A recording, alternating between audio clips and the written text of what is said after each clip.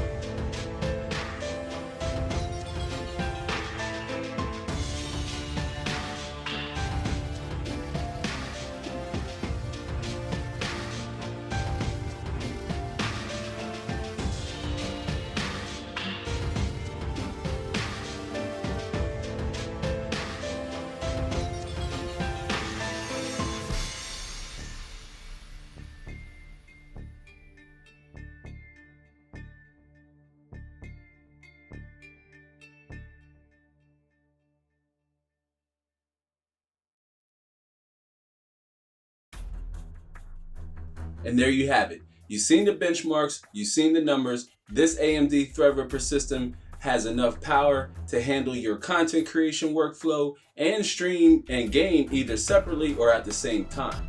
And now do me a solid, tell me down in the comment section below if there's a specific game you want to see tested or benchmarked, and I'll do my best to bring it to you here on the channel.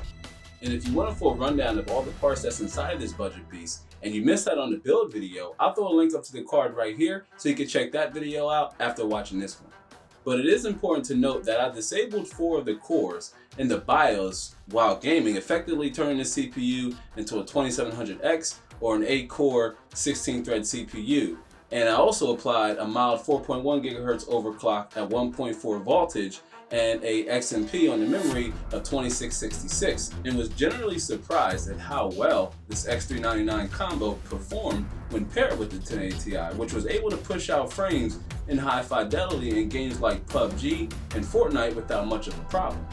Overall, the 1920X, our $190 12-core 24-thread CPU, pretty much held its own, pushing through multi-threaded workloads with ease. And that was with the 1920X running at 3.7 GHz on all cores. And now I am interested to see how far I can overclock this CPU on this AIO. So I will be pushing the all-core overclock and the memory XMP just a little bit more further, especially to see if we can squeeze out just a little bit more performance on the productivity side. And now the mention of the week goes to Triceon for answering last week's trivia challenge question in the comment section. Thanks for your engagement and for being an active member here in the community. And to learn more about budget PCs and other gaming related stuff, watch the top video first and then the bottom one next. Consider clicking around the subscribe icon right there on your screen and come back and join us for more tech content. And with that said, I'm gonna go ahead and go. Thanks for giving this one a watch. I hope to catch you all in the next one. So until then, be easy.